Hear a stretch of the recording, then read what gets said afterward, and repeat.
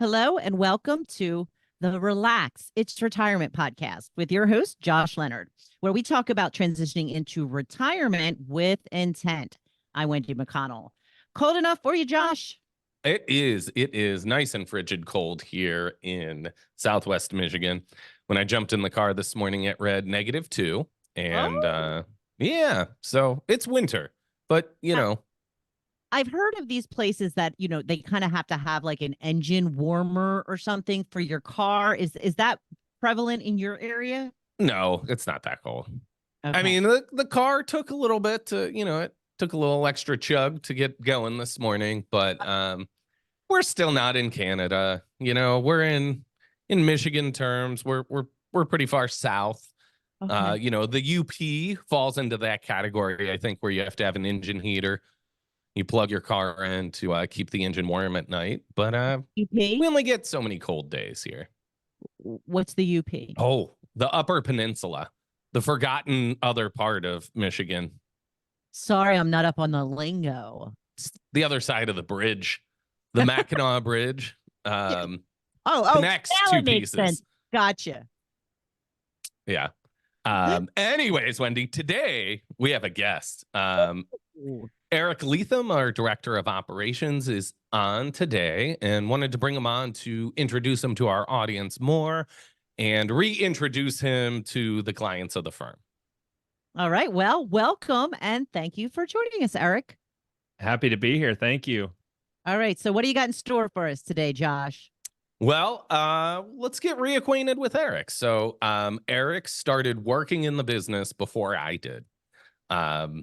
Eric worked with my dad for many, many years, and I'm quite honored to have him back, Wendy, because he left on good terms. And I'll let him say that too. Just like when Pete says I'm a good boss, I'll let those kind of things slide into. But Eric left on good terms. He left to help his wife support, a family business, which is a great way. We left on good terms, and Eric stayed very close with our family from the time he left, and had regular talks with my dad. His family enjoys going up to Kelly's Island, where my dad is trying to be full-time now. So, we've really stayed connected over the years. Our annual big client event at Narcissi Winery, him and his wife have always come and sponsored a gift with their small business as well. So we've stayed connected. But last year we needed a little bit of help. And Eric and I were talking, and I was like, well, do you want to help us out a little bit? And he was like, yeah. And then as soon as he opened up that door, Wendy, I like kicked it down right away. I was like, okay. So you're working part-time. When are you going full-time, Eric? What do you think about going full-time? And pretty much every phone call we had, the joke was, so when you're full-time, Eric? And I can see that about you. now he is. Ha, ha, ha. Mission accomplished. That may have been the laugh he used whenever we got serious about the conversation too. Yeah, I can see that. I think it was genuine. But Eric, tell us a little bit more about like some of your background with the practice. When you first got started with my dad, what were you doing in terms of supporting the practice? For sure. So out of college, I actually went to Slippery Rock University for sport management.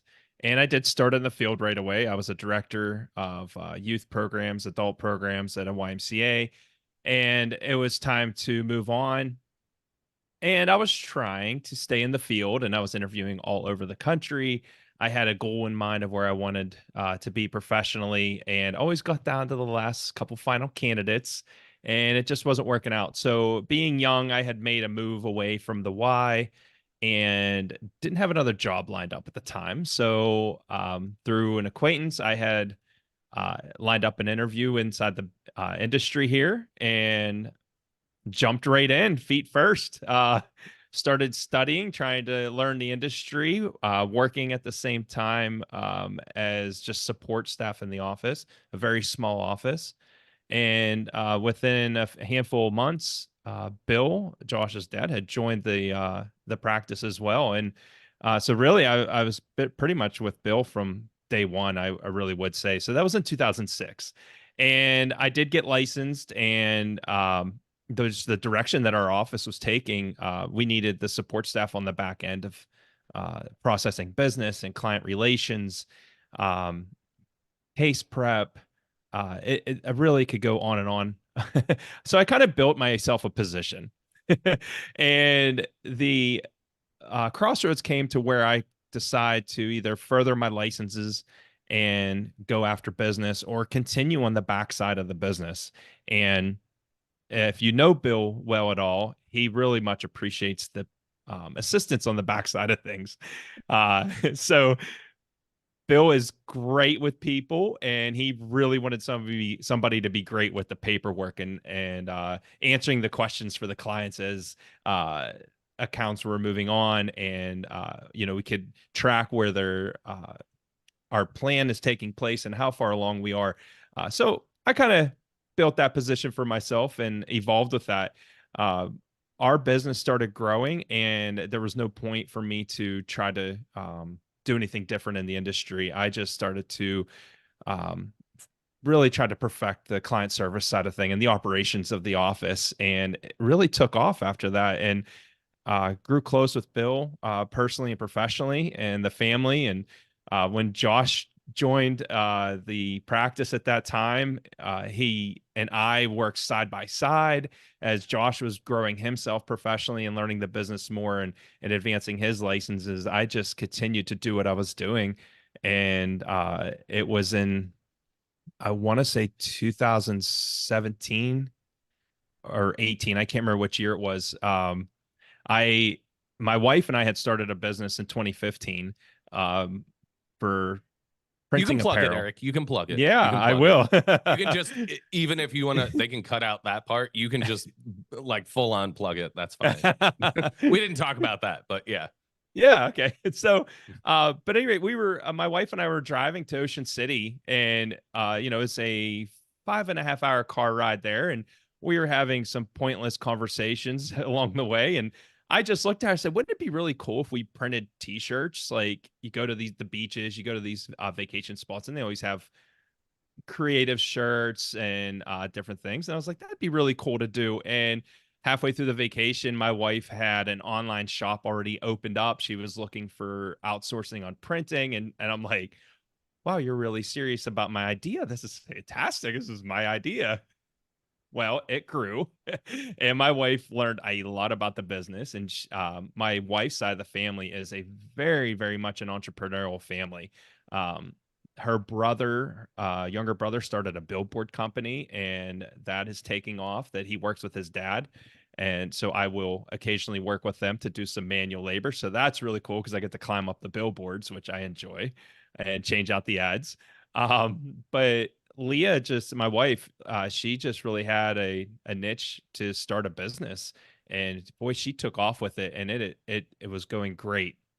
So in 2017, we had made the decision that I would come home and we would give this a full go. And that was a really tough decision and a even harder discussion to have with Bill.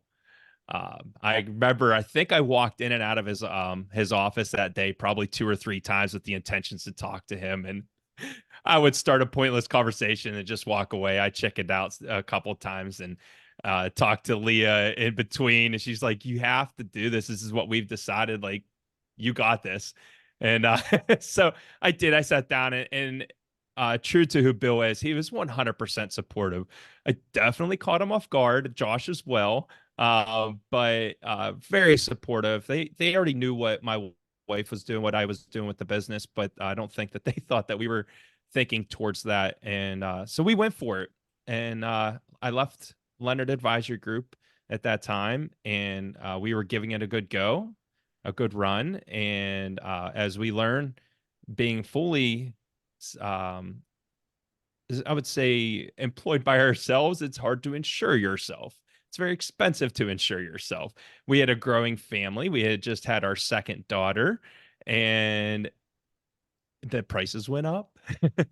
So I started thinking about other ways to help with the family, with insurance, and just additional paychecks at that time. So instead of crawling back, like I probably should have at the time, groveling for my job back, I went and got a CDL and started working for Pepsi as a delivery and a sales rep, and did that for about a year and a half. And then a job came open within our township for the roadwork department. And I jumped on that right away because it was a great job. It's a union job. It was 7 to 3. The hardest part of it, honestly, was the snow removal, getting up at all odd hours for snowing or salting and plowing of the roads. But great group of guys that I worked with. And but as Josh had said, I stayed in great contact with the Leonard family, really. And Josh and I will shoot each other goofy messages through Instagram or text messages, and a memory of something that we've done together. Usually something was wrapped around skiing and our bonehead decisions to do some things while we were skiing. And so it's just great to always stay in contact with them. And now I'm back. So that's really the journey. Yeah, I think it's interesting. We were just talking in our team meeting this week about our ski trip, and Pete was saying, "Hey, he never really picked up skiing." He was like, "We didn't have the means to go skiing as a kid, right? Because it's an expensive hobby, right?" And Right. our office culture at the time I joined, there used to be a conference out in Colorado, so we would kind of piggy tail on the back of that and turn it into an office trip where we went skiing for a week, and that was awesome. I went skiing maybe twice before we went there. And we had flown out, and this was like our company trip. I was definitely the youngest person in the business and like real nervous about skiing. We get checked into the place that we're staying. We go to Keystone for night skiing, jump on the gondola. We go over like the first crest of the mountain, and I stand up ready to walk out, and everyone's laughing at me like, "Sit down, dude. We got a long ways to go before we're at the top of the mountain." And my eyes just kept getting bigger and bigger, like, how in the world am I ever going to get down this mountain? And needless to say, I made it down, no broken bones or anything. But Right. our office culture at that time too was like, "Hey, if you don't know how to do this, we're doing it together and we're going to support you." And Angela on our team was a ski instructor. So I think to this day, if I went skiing with her, she could help me fix my form. And she would want to. Yeah, and she would want to. Yeah, yeah. Yeah. So I think we built a lot of in our early days, there was a lot of team building around that trip and a lot of great memories still. Yeah, I like how you try to play that as we do it together. The learning of the skiing part. My first ski trip with Bill was a little different, but they took me skiing. And Wendy, I don't know if you've been skiing before or much, but the trails No, are I rated. tried. Yeah, You've tried? I tried to get a lesson and I couldn't. And I said, "Okay, forget it. I'm going snow tubing." Oh, okay. Well, that was probably a wiser decision. So trails are rated by color: green, blue, black. And then when you get into the black, there's the black diamonds, double black diamonds, stuff that most people should never go on. So Bill, and I've played sports my whole life. I still do. And Bill's like, "Well, you're a natural athlete. You'll get this." I'm like, "Okay." My feet are 6 feet long now. So here we go. So they take me down a green trail, and it was difficult. I mean, we were in Colorado, right? One of the meccas for skiing. We're there. And I'm falling. I'm trying to figure it out. Whatever. They're like, "Oh, you did great. We're gonna go back up." So we go back up. And he's like, I thought we were going down the same trail. Like, no, we'll go down this other one. They point. So we go, and it's real smooth. It's easy. It's low grade as far as speed. And then they disappear.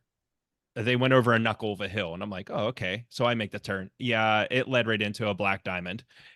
So my second ski run in Colorado, Bill thought it was funny, and it was, took me down a black diamond, and I went over the knuckle. It's That's hilarious. not funny. No. I mean, it is now. No.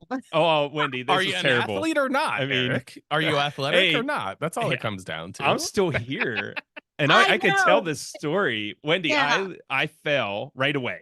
I'm It's sure. like, I mean, I go down, I'm like, "Oh, I fell." I shimmied my way over to the tree line and laid there for what seemed about a half an hour. And I was scared, honestly. I'm like, I don't know what to do here. And I laid there and just started watching people.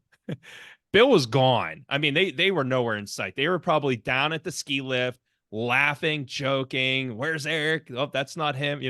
So I laid there and just watched people. I watched their technique. I got up, I put it together and figured it out. And Bill was waiting there, laughing, red-faced, and it was great. We had such a good time. And after that, it brought the anxiety level down. And man, we had such a blast. And every year it was so great. Men and their weekends are completely different from women. Yeah. Okay. Definitely. We weren't doing any spa trips. Yeah. No, it was a little bit different. Yeah, we the one time we were out in Breckenridge, I think that was the last or one of the last. It was ski the last trips. time I was with you for sure. Yeah. We went up and was it Peak 7, Eric? I don't know, one of the peaks. It was either 6 or 8. It's the highest elevation in North America by a chairlift, which took you up to I think it was around 11 to 12,000 feet. It was like 12,000 some odd feet to the chairlift. So that's where the chairlift goes. And then if you want to go a little bit higher, Wendy, you can hike up to the actual peak. Now, keep in mind, this is snow because you're skiing, elevation, and you're in ski boots. So like no part of this is comfortable. And I would say I encouraged Eric. Is that a fair statement, Eric? So Josh being a few years younger than me, but we were the closest in age and still young enough to do this. Josh looks at the top of the peak. He goes, "Want to go?" And I go, "No." And I called it the stairway to heaven. I mean, it was steep. Your steps were probably 8 inches apart vertically, just one right after the next. And Angela, who is definitely the most seasoned skier out of all of us, she goes, "You guys are crazy. You're going to die." And Bill and her go, "We're going this way." And they just skied off. And Josh, I go, "You serious?" He goes, "Yeah." I go, "Well, I have to. I can't." I mean, A, I wasn't going to let him do it by himself. And B, I wasn't going to be showed up. So, we did it. Goodness. Okay. Eric, I have to just ask you a quick question. Do you consider that they were close with you because they liked you or that they were trying to kill you? Maybe because I didn't back down from the challenge. I don't know. All right, finish this story, please. So yeah, so I know there's got to be a happy ending. Well, there is. So Josh and I are getting ready to. Yeah, we're still here, right? I mean, I'm sitting down, but I'm very mobile. But we started hiking up, and right before we started, I said, "Well, let's let other people go in front of us." I did not want a line of people behind us. And earlier in the day, we stopped at Walgreens because I needed to get saline, like just because I was all dried up. And I saw a can, and it had a breathing cup on it. I'm like, "Oh my gosh, there's oxygen in a can, and they're really selling this." Like, I thought it was the most ridiculous thing ever. And immediately I referenced Spaceballs because that was part of that movie. So I'm like, this is so funny. Like somebody actually marketed this. Well, once we started climbing, I was no longer breathing air, just straight razor blades. And I'm like, oh my gosh, I thought about that can. I'm like, I should have bought that. Like that would have been so great. And before I knew it, there was a long line behind us because I was obviously going very slow. And we made it to the top though, but I have a video of Josh and I standing at the top. We both took pictures up there.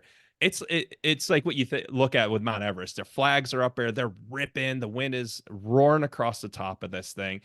You look over the other side, and it is just God's country out there. There's no other trails. And on our way up, there was a mini avalanche off the side that we had to ski down.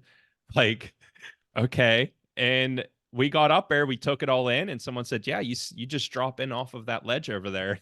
It was like skiing off the side of your desk. I mean,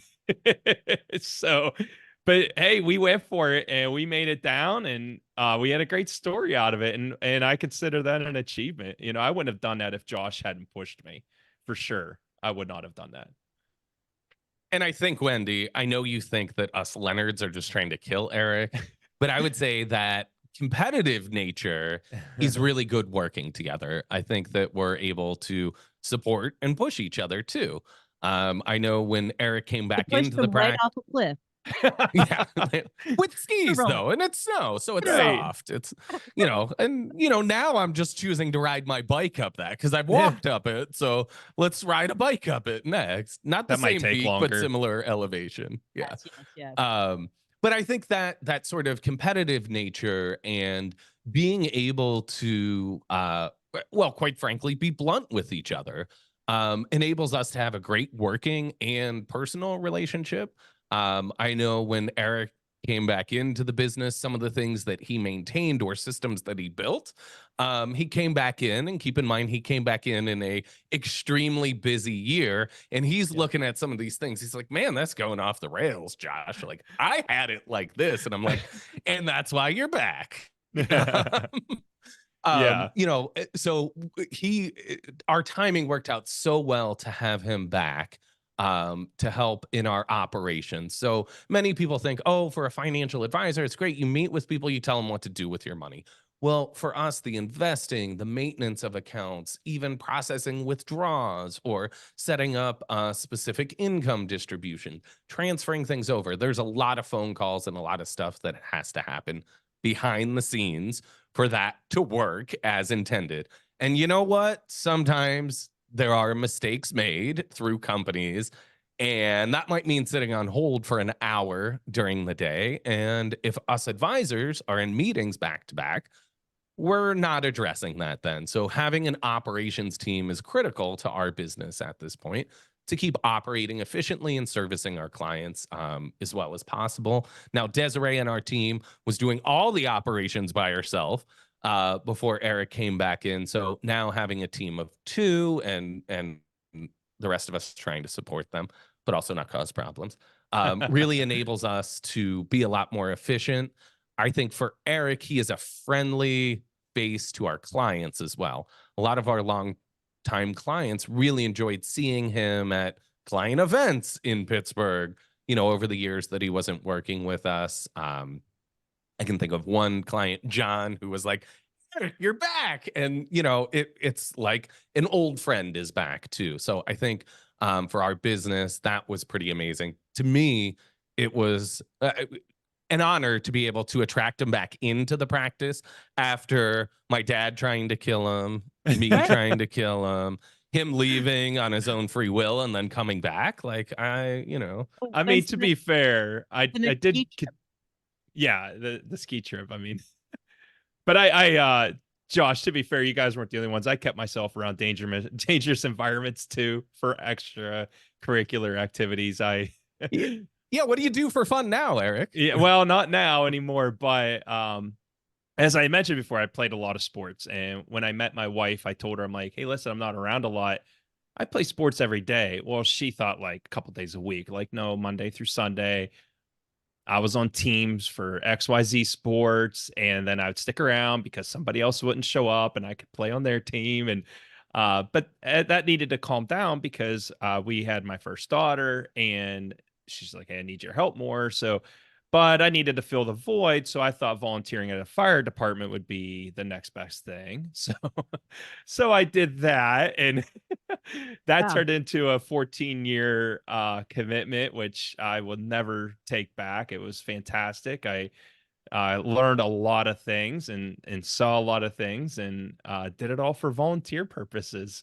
Wow. But that yeah. So, but I no longer do that. I did fully resign from that. I had held many positions there. I was a deputy chief at one point, and it was just a great thing. I've formed a lot of friendships and a lot of experiences during that time. But then, now I have 3 daughters, and they are all into dance, which means I am driving to and back from the dance studio many times, 5 days a week. So my priorities changed, and I had to adjust. Plus, I acknowledged the danger in it, which is, had a motorcycle at one point, responded to a pretty bad accident that involved such, and came home and I told my wife, I think I don't want to ride anymore. I'm going to sell that. And, so kind of the same thing with the fire department as well. It was time to make adjustments to the life, but oh, it was great. Yeah. I think Eric, you're playing hockey now. Didn't you just Yeah, pick hockey so back up though? yeah, I mean, I'm Speaking not of done. dangerous things, I no longer feel sorry for you, Eric. I gotta say. Yeah, like I said, I mean, a lot of this is self-inflicted. So yeah, when I was 42, I'm 44 now. I turned 42. I went and another dance dad that I'm friends with. He has had a hockey game. He's like, hey, the girls are coming. Why don't you bring the girls? And I was like, okay. So we went, and on the way there, I told my wife, I said, heads up, I really love hockey, by the way. Go Pens. And like, I may want to play. And she just started laughing. So 3/4 of the way through, I said, I'm joining. And I did. And now I play Wednesday mornings at 6 a.m. and get a good hour play in, get cleaned up and come to work. It's really cold out right now, so that's great. We have a county park real close to us, North Park, and they have gotten a couple days, so we've been able to get some outdoor games in, which is really awesome. So yeah, why not, right? Yeah. Wendy's thinking about Why not?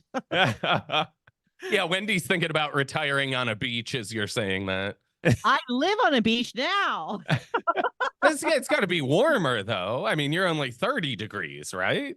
Yeah, it's only 30 here. You're That's right. it. Like a heat wave. Woo! I mean, I live on a beach too. It's just -2. So.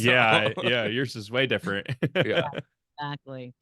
But yeah, Eric, we're honored to have you back on the team. I really appreciate you coming on today. I think this is a great way to be able to reconnect with our audience again, and clients that are listening to hear a little bit about your story in the years that you weren't around, and a little bit of your origin story too, and how you survived Colorado.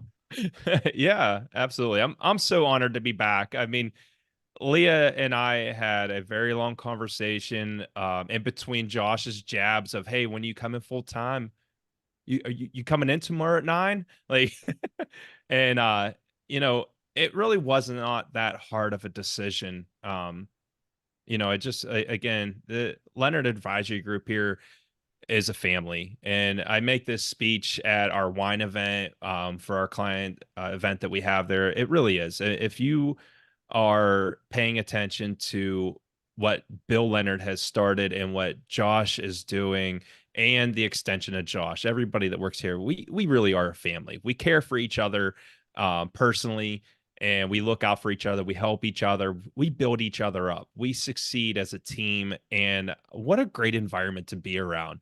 And we want to do the same for our clients, right? Our goal is to help our clients retire without stress and really live those years that you've earned. And we want our clients to just always feel so comfortable calling and stopping in and attending our events and being able to ask the questions that they may think are difficult to hear the answers to, or to just not know. And it was such an easy decision. So when I approached Josh after his jabs, I'm like, are those real jabs? Do we need to have this conversation? And yeah. So it's so great to be back. I'm looking forward to being a part of everything and continue to meet new clients. There has been a handful of new clients since I had a little 6-year gap there. So I hope to get to know each and every one of them as well as I have to the ones prior. So welcome back, Eric. We appreciate thank you. you. Thank you. So what do you want to finish up with there, Josh? Yeah, just if anyone wants to reach out to Eric to help welcome him back, feel free to shoot him an email at eric@leonardadvisorygroup.com. Or if you haven't introduced yourself before, feel free to. Of course, he's always at our client events. So if you're a client in Pittsburgh that regularly attends events, make sure to say hi to him or ask me to introduce you. As we are growing the business too, Eric is really heading up that operations team now. So a lot of you will be seeing more communication or hearing from him more in just, helping you reach your goals and making sure everything's working efficiently. Okay. So how do people get in touch with you, Josh? Yeah, they can shoot me an email at jleonard@leonardadvisorygroup.com. I encourage you to look in the show notes for a link to our website, leonardadvisorygroup.com. And you can also schedule a 15-minute phone call with me there as well. Sounds good. Well, thank you both. And thank you for listening today.